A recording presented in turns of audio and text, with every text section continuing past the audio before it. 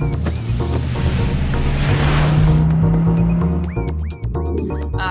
this is Eve Mayer, for those of you who are just joining from fastinglane.com. And this, I got it. And this is Megan Ramos from TheFastingMethod.com. And we are talking about our book that came out today, Life in the Fasting Lane with Dr. Jason Fung.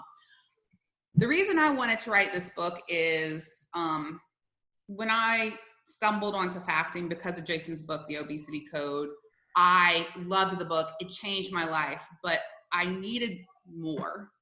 I needed two things. I needed a person who had dealt with thousands of people over decades, who had answered all their questions and figured out the shortcuts and understood their struggles. And that was Megan.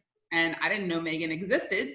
And I didn't know that there was a person who had all these decades of experience helping people use fasting to improve their health and their mental capacity and their weight.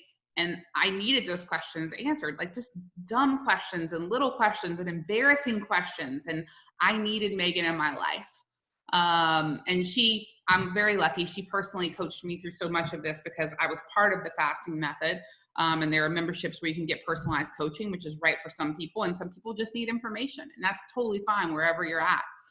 I needed more. I needed personal support. And the other part, besides Jason's brilliance and research and the way he's treated patients, like I got that. And I understood the science to an extent, but sometimes the science was a lot for me, honestly. Like I would just zone out and I'd try to follow it, but I couldn't really apply it. But what I also really wanted is someone who had been fat and felt ashamed and felt lost and had failed in every way. And that was me.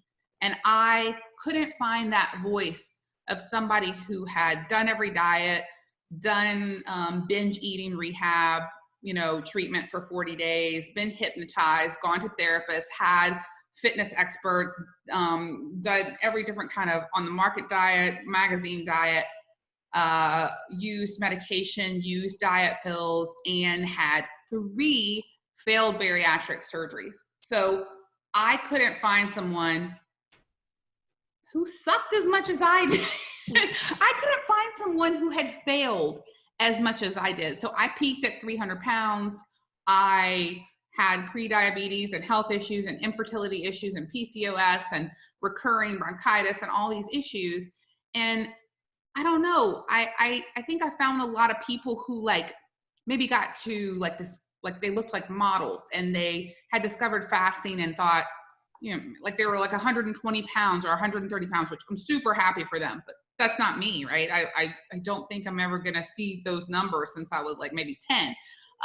But for me, I had failed so much, and fasting was just information I thought people should have, because it doesn't mean that I think I figured out weight loss and health for everyone, but I did figure it out for me.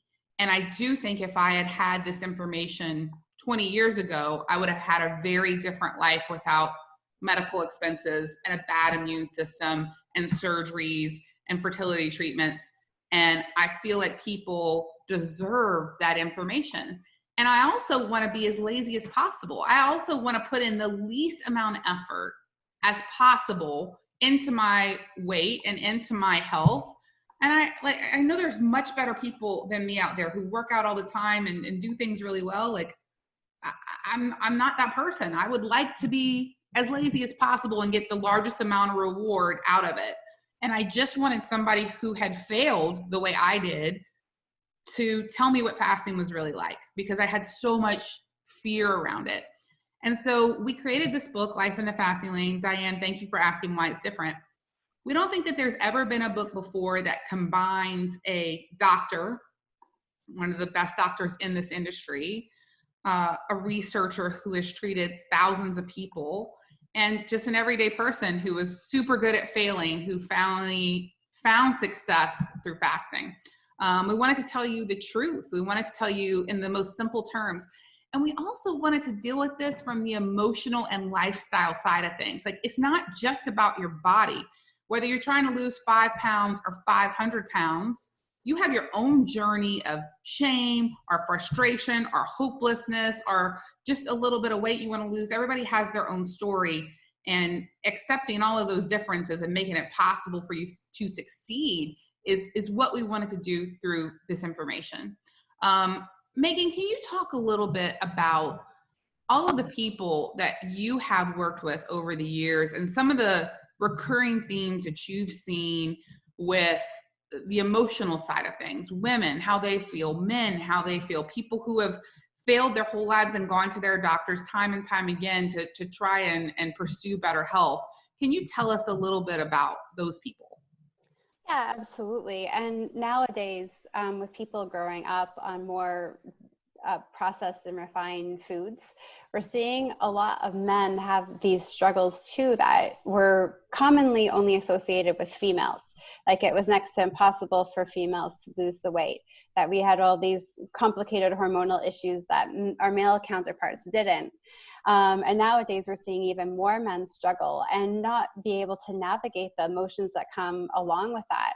So here, I've worked with over 14,000 people personally. Last time I did the math. And there's time and time again, people have spent time, energy, resources into different dietary plans, spent a lot of money and invested a lot of emotion into the success of those plans and have struggled at achieving success. So sometimes when they try fasting, they try to do it really sort of extreme too.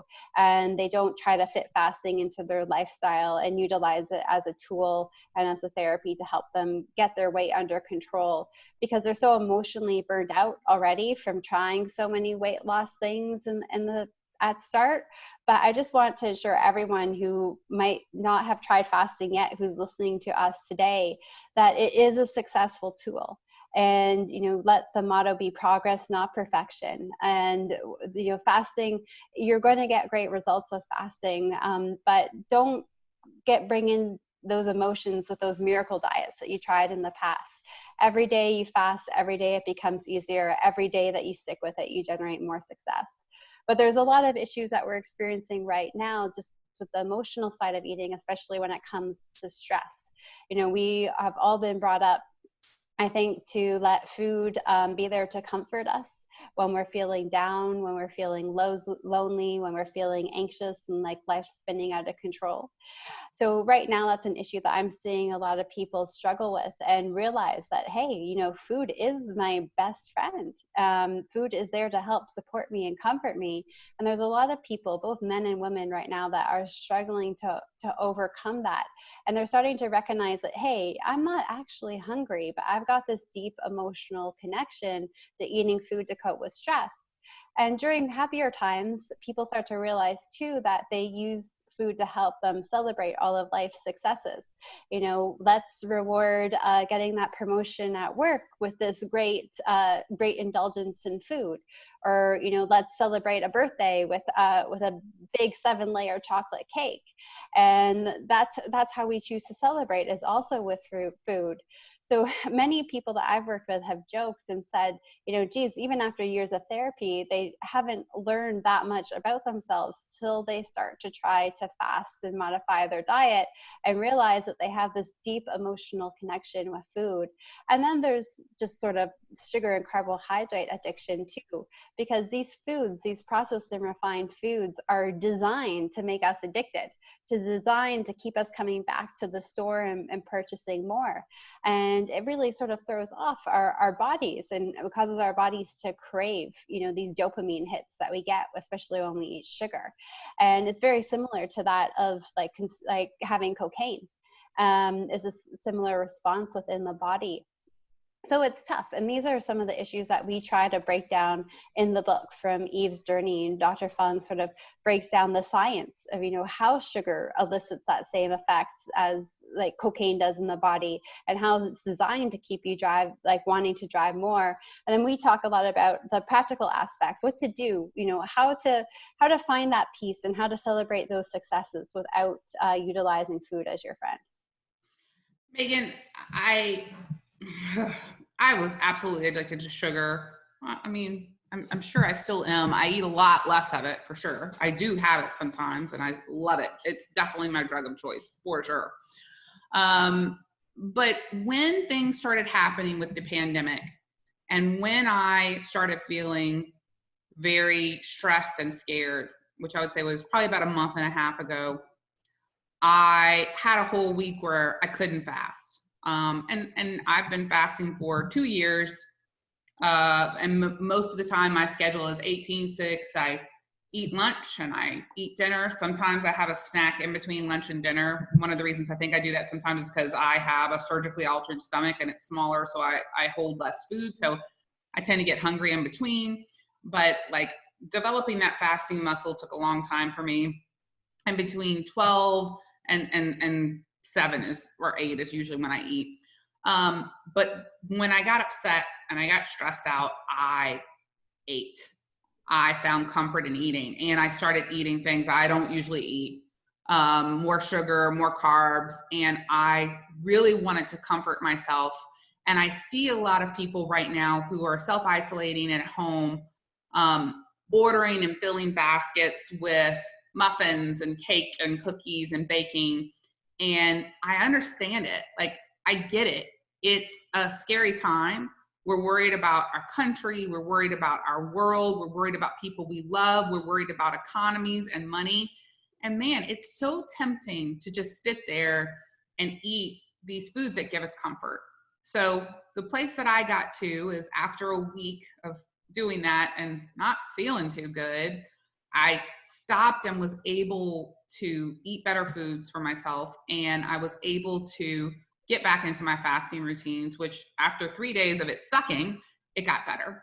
And the reason I want to bring this up is I'm no doctor, I'm no professor, but I do see things online that bother me. And I'm just curious about your thoughts on this. And there's no proof of these things, but what I see online is I'm originally from South Louisiana. And South Louisiana right now is a place that is suffering immensely with COVID and seems to have a higher death rate right now. And some of the theories is that there's more diabetes, there are more issues around comorbidities in this situation. And I'm worried about my home state. So one of the things I love to encourage people to do is to consider, even if you've never fasted before and you're at home right now, is to consider lessening the times that you eat. Not jumping into not eating for 3 days if you've never done this before. Like, that's not, I don't think, and Megan will back this up and tell me what she thinks, but like, what if you ate less often? And what if you ate less sugar? If there were two things I would say from my non-professor, non-doctor experience that you could just give a little bit of a better chance with your immune system right now, it would be, what if you ate less often and what if you ate less sugar? And so, Megan, what are your thoughts on some of that right now? I 100% agree. You know, there's a lot of debate out there about the ideal human diet, and I don't think there is such a thing. I've seen a carnivore approach radically change people's lives. I've seen a vegan approach radically change people's lives. And I've seen people do various combinations of all different types of diet radically change their lives. But what works for everybody, what's universal, is when we eat. A couple of years ago, I had the privilege of going to this, what will eventually be a historic conference called Food for Thought. It was hosted by the British Medical Journal and the world's largest reinsurer, Swiss Re, and it was in Zurich, Switzerland. And Dr. Fung and I were invited to be the two representatives of fasting for this event. Jason wasn't able to go, and I showed up, and I was petrified. I thought these people were going to eat me alive, you know, that lone wolf out there talking about fasting. But at the end of the day, 3 days into it, you know, top experts from Harvard, Yale, Stanford, Oxford, Cambridge, McMaster University here in Canada, top experts everywhere. The one thing that we agreed upon is that nutrition is personalized, but we all eat too much sugar and we all eat too often. So I went from fearing that I was going to be the most hated, most attacked person in the room by bringing up this notion of fasting, by taking it to what some people consider to be extreme. But it wasn't. Everybody agreed. We eat too much sugar. That's the bottom line. And we just eat too often. And I've seen this with people. Not everybody I work with can even try to change their diet due to life circumstances.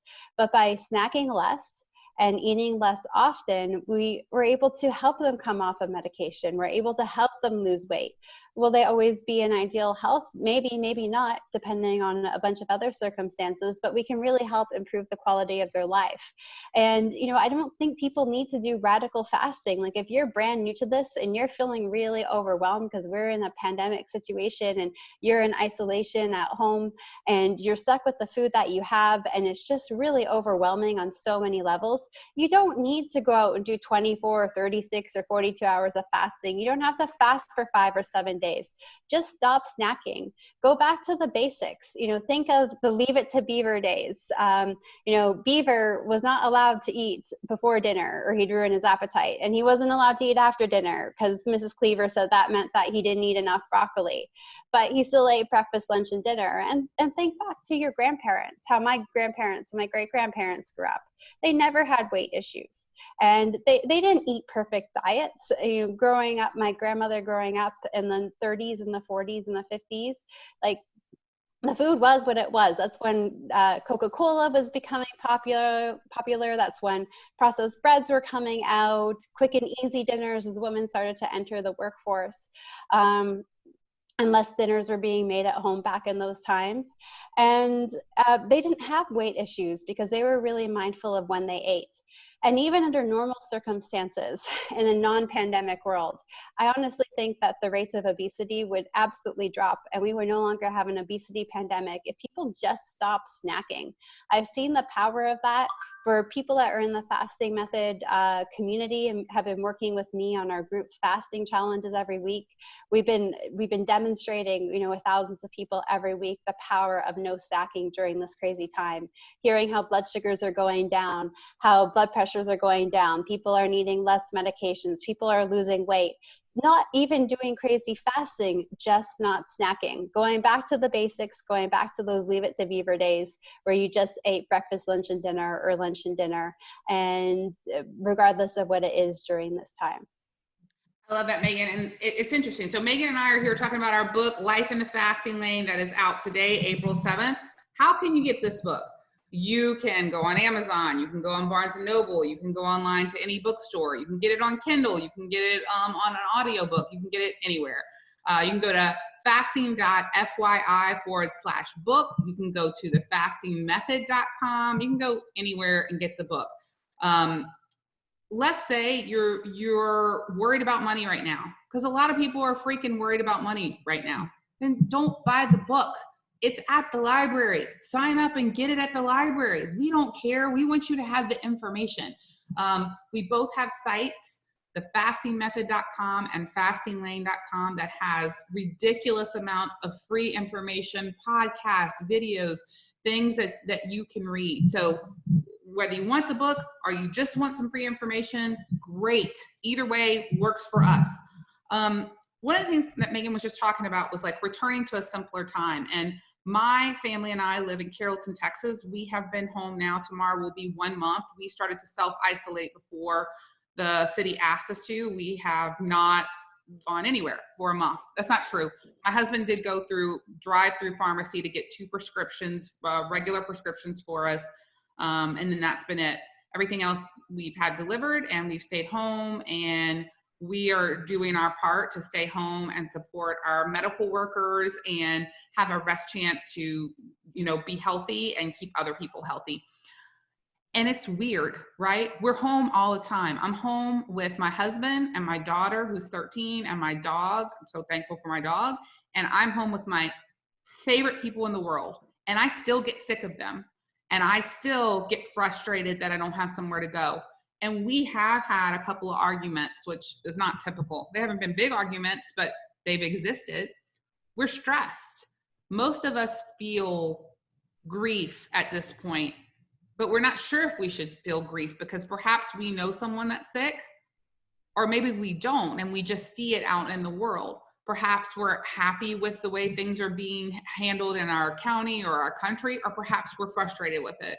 Perhaps we're, scared about how other countries are doing, or we just, there's a lot of unknowns right now. There's a lot of stress financially, medically, and just in a situation that we have never seen ourselves in before. And there is a big return right now to the way life was before. People are gardening, people are improving their homes while they're home, people are spending more family time together, and we're trying to treat each other well. So when Megan talks about this whole thing of returning back to the way things were, we're kind of doing that in a way anyway, right? We're kind of playing more board games, and yes, we use the internet like crazy because we want connectivity, and I have whole thoughts on all of that, like how people have been bitching about social media and how evil it is, and now we have to rely on it to have communication with each other because we can't do that in person. It's not the tool that is evil, it is the thing behind it that humans bring to it that makes something good or evil, right? So if we're going back to these earlier times, I would really love to encourage you to listen to Megan. I think a lot of people right now want to know specifically, what will fasting do for my immune system? What will eating less sugar do for my immune system? Give me exact answers. And let me tell you the truth. You're sitting here with one of the smartest minds in fasting. We've written a book with one of the smartest doctors in fasting. And I'm sorry, there are not enough solid, concrete answers to tell you that if you fast for 7 hours and not 6 hours, this will keep you safe. The world is not like that right now. But what we can tell you is for decades now, these professionals have watched people eat less sugar and eat less often and typically have better health results. And that's like a round big statement. So is doing this going to protect you from the virus? No one is saying that. What people are saying is right now, if you ate less often and you ate less sugar, you're going to put your immune system in the best possible chance it can be. And what if you just accidentally improve your health during this period of having to stay at home? There's so many people we see right now who want to turn to food to calm their nerves, who feel so frustrated and want to take it out on that. And I understand those feelings, but there are other ways you can handle this. You can set times of eating for you and your family, because this is a big concern for kids too, who are stressed out so much, don't understand what's going on, and are just going to the kitchen and eating all the time, right? There are ways to set eating times for yourself and your family. There are ways to get together as a family and enjoy your food and to cook together and to cook things that are healthier. I know a lot of people too are really worried about their food supplies.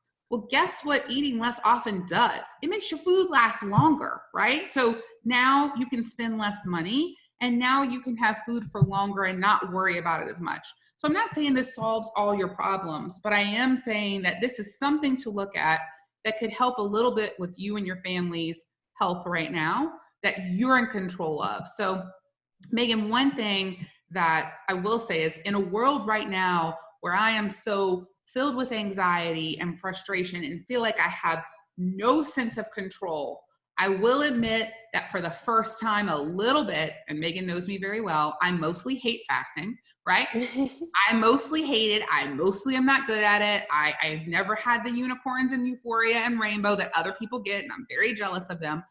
But I will say that right now, fasting is allowing me to have control in one area of my life.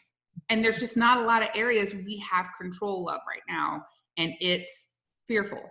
So what have you heard about people, have people been talking about, as the fasting method has been working with more people during this period, because I know you guys have had a huge influx of people needing support. What have you heard around the issue of control with fasting? Is that helping people mentally gain a little bit of control in a world that is, quite frankly, just frightening right now? It's helping so much. And we were just talking about that in our community forum this morning, after several members said, that things, this is going to be a serious week in terms of human history, and the mark that this week leaves for us. And, people last week I found were acclimating to being at home. We're trying to look for the silver linings, more sleep, more time with family, more ability to go for, walks and to make these foods at home. And then the weekend, the news started to get a little bit dark, and the authorities started to alarm us, especially here in North America, what was in store for the upcoming weeks. And I saw earlier this, over the weekend and yesterday, that people were sort of spinning out of control. But in our group fast and in the forum, we're all encouraging ourselves to make sure that we take care of ourselves, especially if you have metabolic issues, metabolic disease, have weight, we are at a higher risk. And it's important to keep us healthy by trying to do what we can to keep us in our top form. And that not only keeps us healthy, it enables us to be better and stronger to help those that are in need. So we're not putting our loved ones at risk, and we're being healthy. We're being able to support them when they might not be following a healthy lifestyle and they might be struggling to get through this time. So we talked a lot about that in the community over the weekend. And this morning, members were saying that, after yesterday, everyone started off the fasting week pretty strong.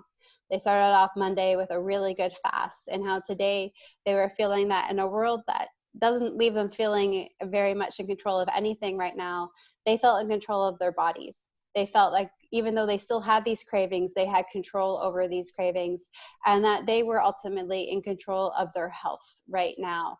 And there were a lot of women and men sharing this morning just how empowering that was, and that's really motivating them to get through this time. Thanks for sharing that, Megan. It's nice to hear that.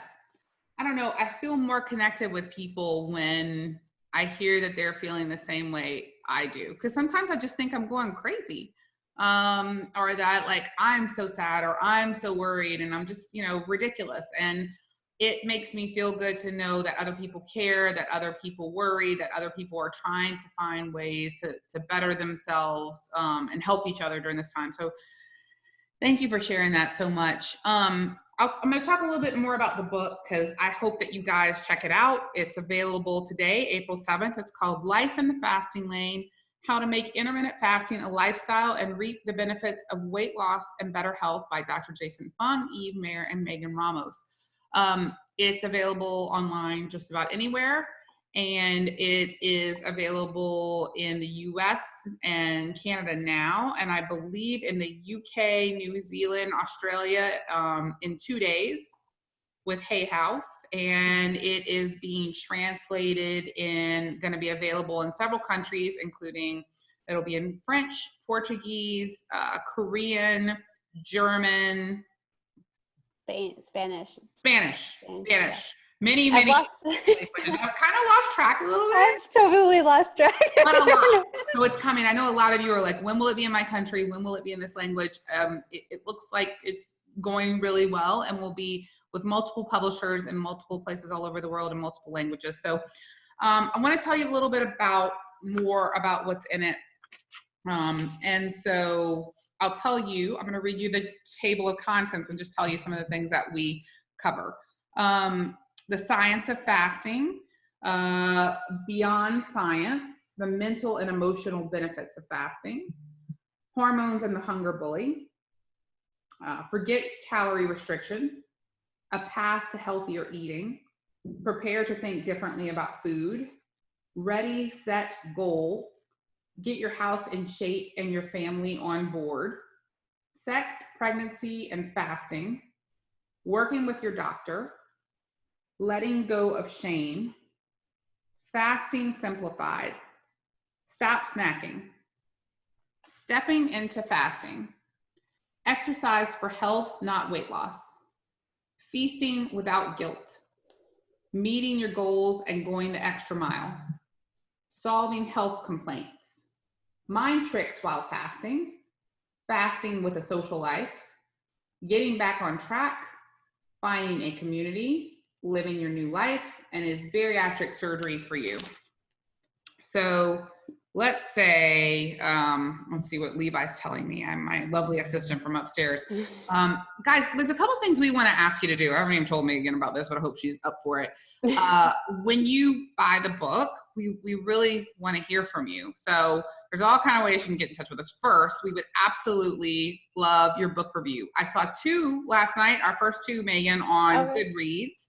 We had 4 stars. I was like, oh, and 5 stars. I was much happier with the 5 stars. Great feedback. I think the biggest compliment I really felt was, you know, they were like, this book is like more of a book that changes your life. And so that made me feel incredible. But please put something on there that is, you know, honest, what helps you, what you were looking for, what you need. Tell us how you feel about the book on Amazon, Barnes & Noble, Goodreads, you know, wherever you get the book. We'd love to do it. Another thing I'm asking people to do is, you know, right now we're doing this live, and we'll be sharing out the video as well, and we'll be doing it on the podcast, is there is a Facebook group, which is the Fasting Method Facebook group, which is a fantastic resource for support. We're doing this first in there and then sharing it out, and people talk a lot and ask a lot of questions about the book there.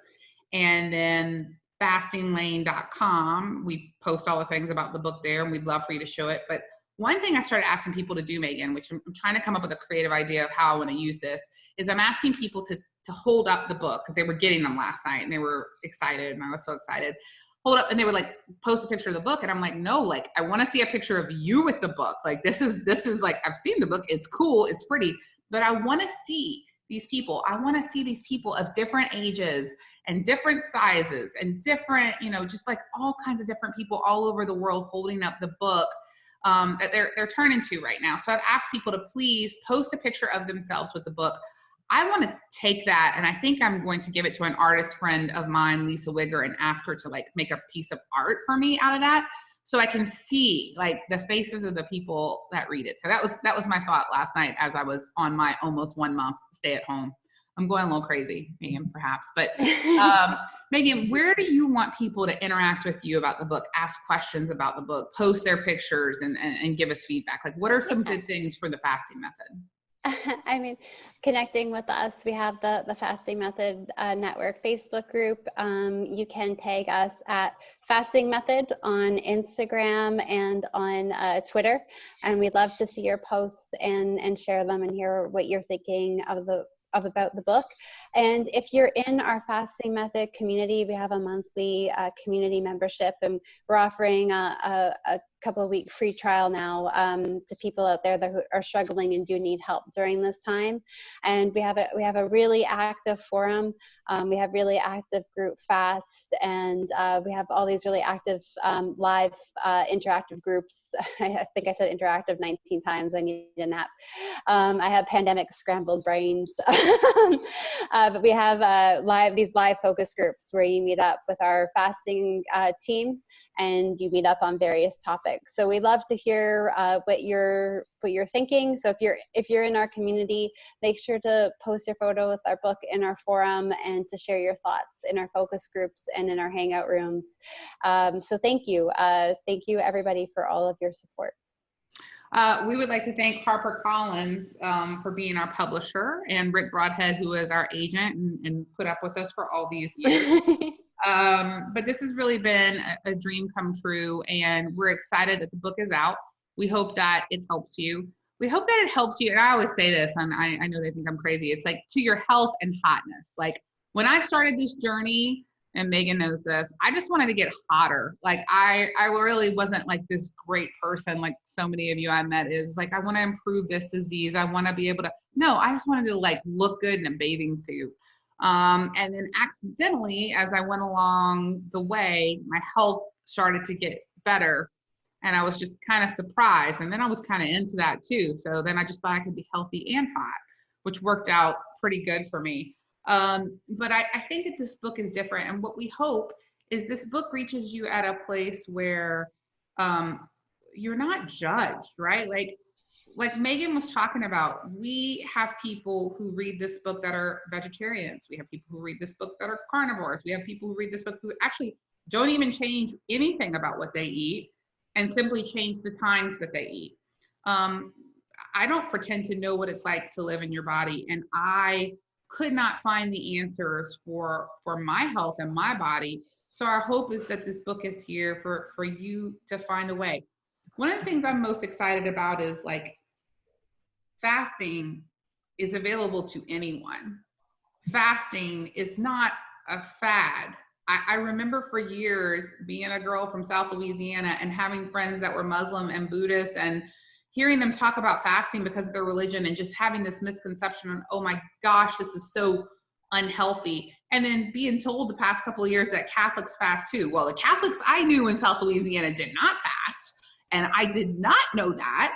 And I just had such this misconception about eating less often would shut down my metabolism. Meanwhile, I was sitting there so overweight and unhealthy, and the people who would tell me about these things were very healthy and very fit. And I really look back at my stupidity, and I'm very frustrated. So I don't have those issues now, and I understand that fasting is simply a tool for you to control how often you eat.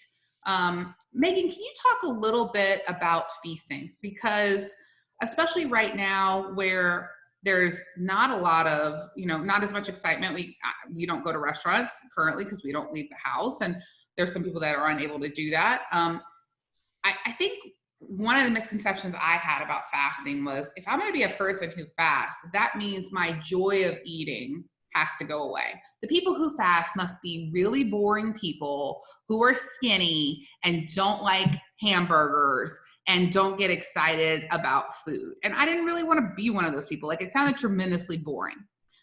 What can you tell us about people who think this way? Sorry, I don't know what my husband's doing in the room next door to me. Pandemic problems from working at home, but it's really noisy. Do you know what? As a young woman who grew up with a whole bunch of family members that were always chronically dieting and failing at it, and who was taught by my grandmother and great aunt at a very young age to obsessively start counting calories so I didn't become overweight like them, I had this super negative relationship with food. Like, I was fearful of it. Like, I liked it, but I was still fearful of it. And then there was those times where I just said, oh, I don't give two thoughts or 2 cents to it. I'm just going to eat whatever I want, and poor eating habits where I was just eating all day long. And of course that catches up with you. But since I started fasting, I realized that I can have this really awesome relationship with food. And I've become a bit of a foodie. I used to only eat about 10 foods, till I was 27, and I became fat and diabetic and PCOS and fatty liver. And now that I know my weight and my health is in my control, and that I have the power of fasting.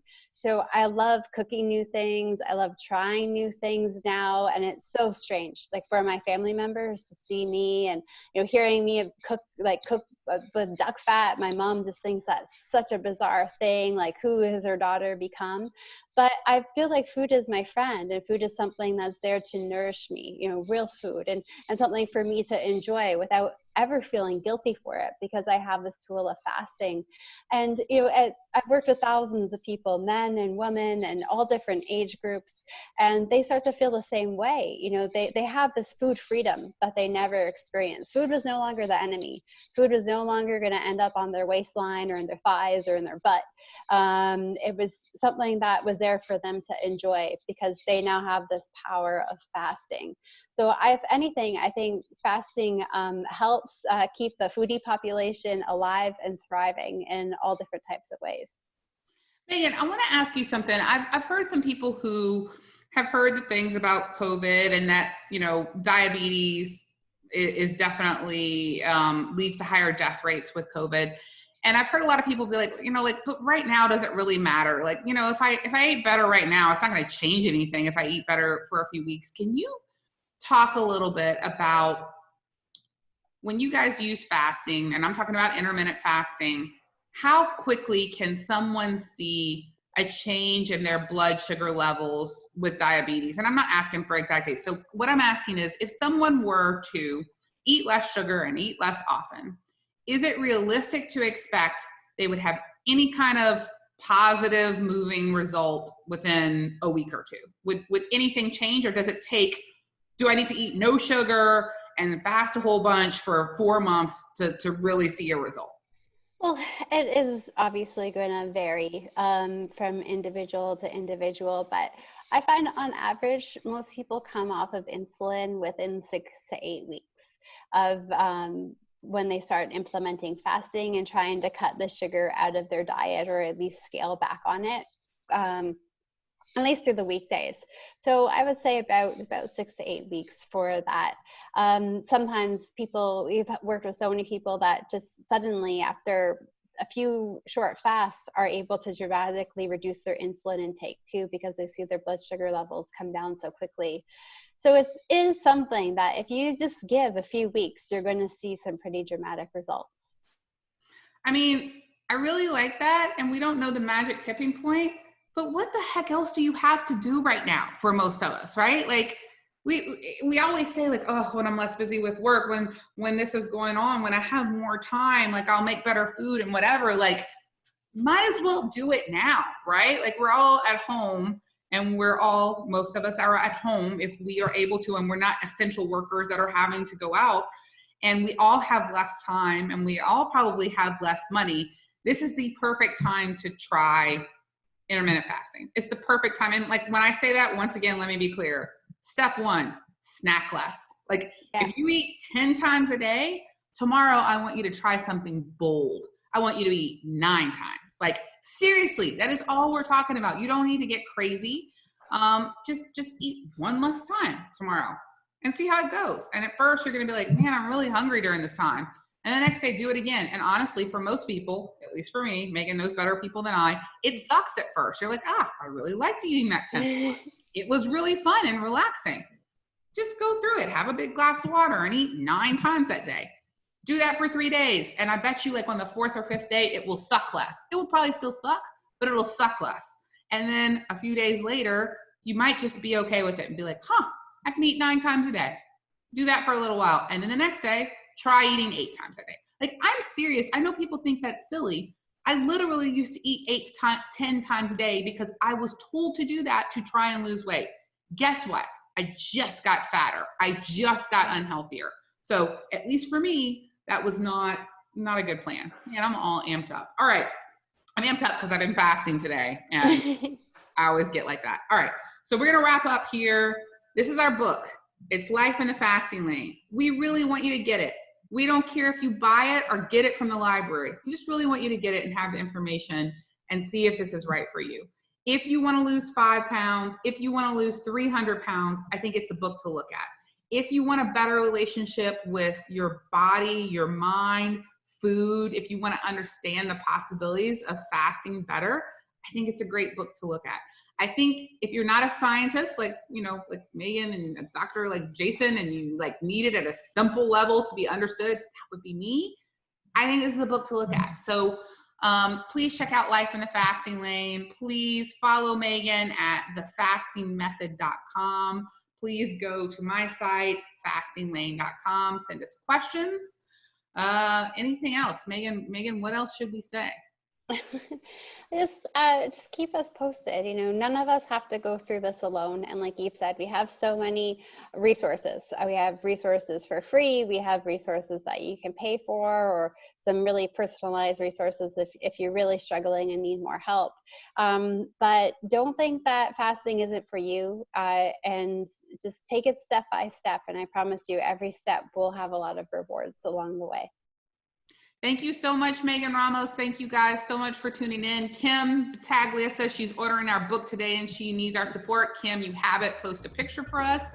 And everybody, to your health and hotness.